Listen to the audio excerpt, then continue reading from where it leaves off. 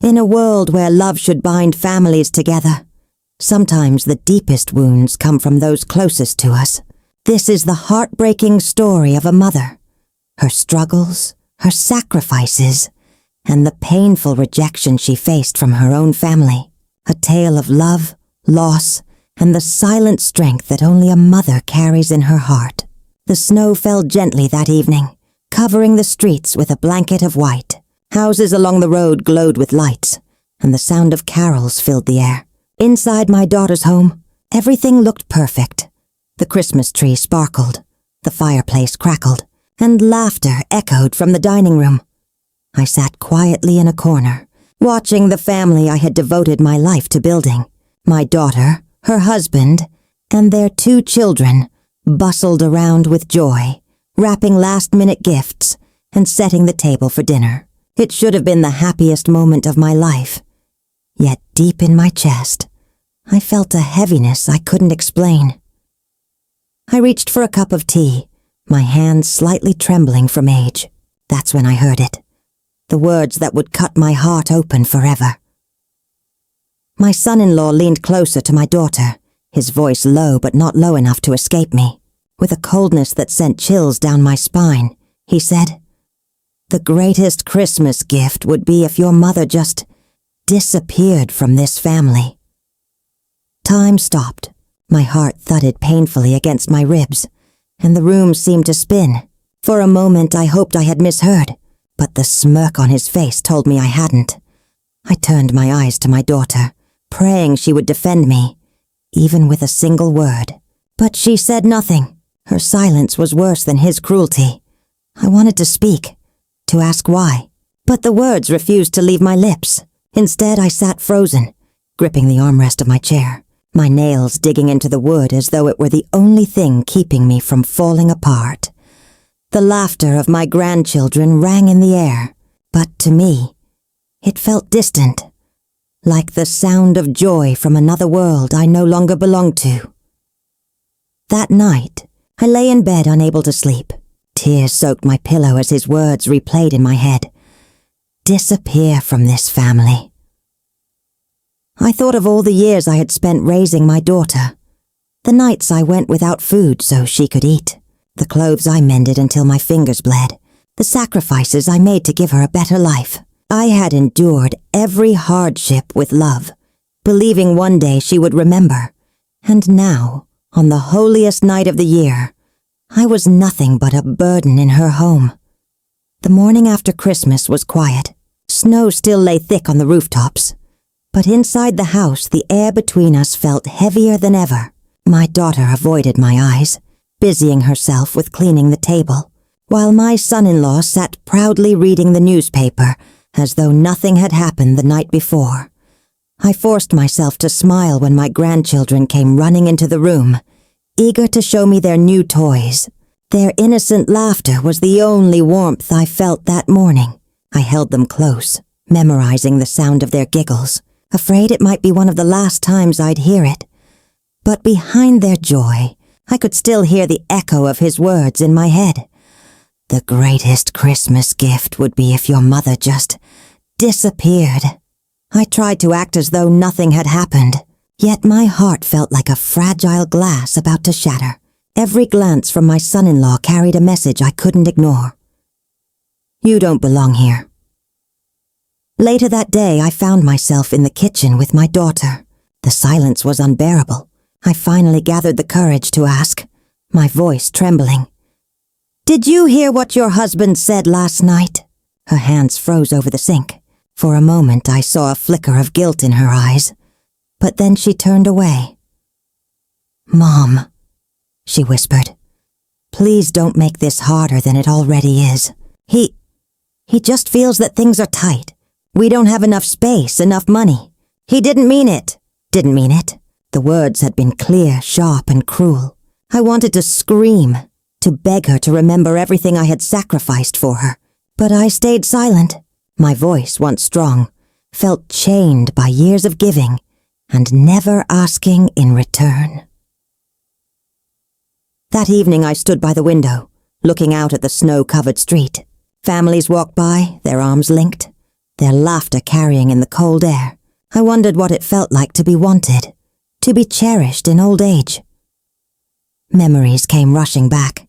The nights I stayed awake sewing her Christmas dress when she was just a little girl, the mornings I walked miles to fetch water, the days I worked myself to exhaustion so she could study. Every memory screamed the same question. Was it all in vain? I pressed my forehead against the cold glass, whispering to myself, maybe this is my fate. Maybe every mother eventually becomes a shadow in her child's home. But deep inside, another voice whispered back, a fragile flame refusing to die. You still matter. You are still worthy. Don't let their rejection define your worth. As I turned away from the window, I made a silent vow. I would not let their cruelty destroy the love I carried in my heart. Even if they wanted me gone, I would not stop being a mother. Days turned into weeks, but the sting of my son-in-law's words never left me. Every morning I woke up in that house, but I no longer felt like it was home. My chair at the dining table seemed smaller, the walls colder, the air heavier. I tried to keep myself busy, helping with chores, cooking meals, folding laundry, hoping that my presence would feel less like a burden and more like a blessing. But nothing I did softened the distance growing between me and my daughter.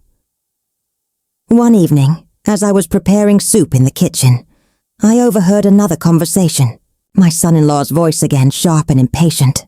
She's still here? How much longer are we supposed to keep her? We can't build our own life with her shadow hanging over us.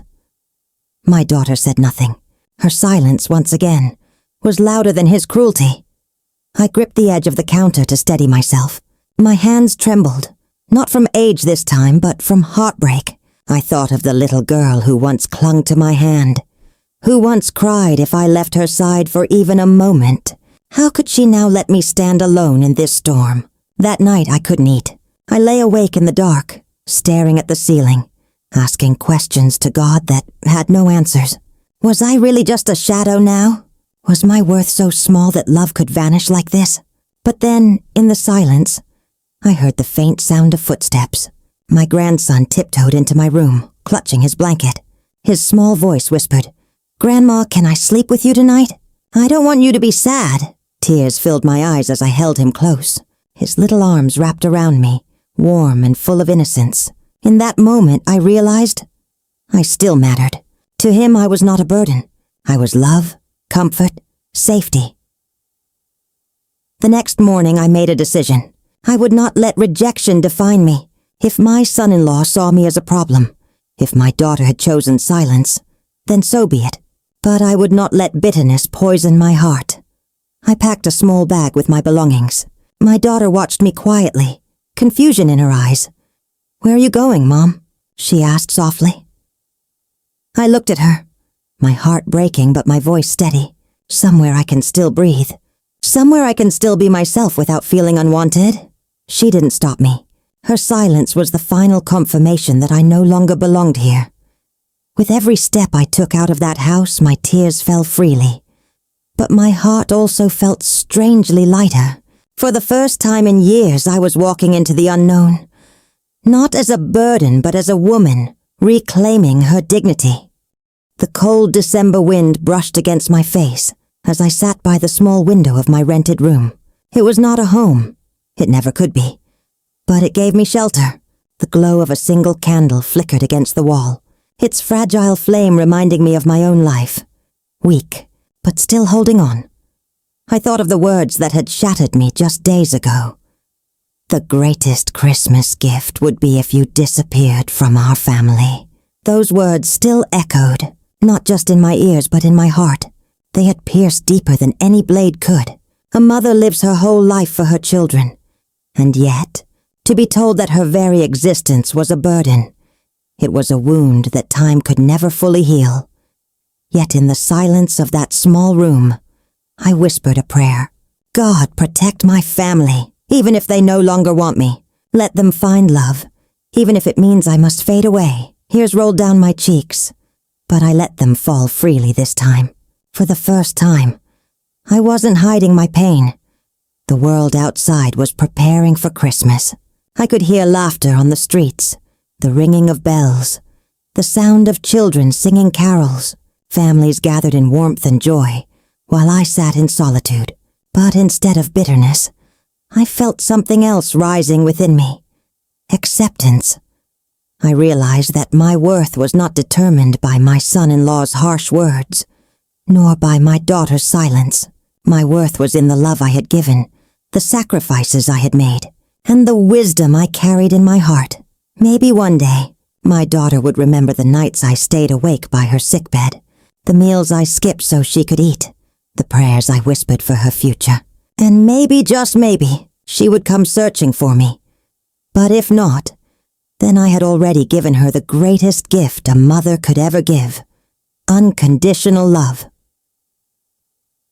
As I closed my eyes that night, I wasn't angry. I wasn't bitter. I was simply a mother. Broken but still hoping. Forgotten but still loving. Alone, but never without faith. And so, in that quiet moment, I realized the truth. Even if the world sees me as nothing, to God, I am everything. Thank you for staying with me through this journey of pain and resilience. If this story touched your heart, don't forget to like, share, and subscribe to Elder Tales Stories, where voices of wisdom, sacrifice, and untold struggles are kept alive. Until next time, remember, a mother's love never truly disappears. It lives on, even in silence.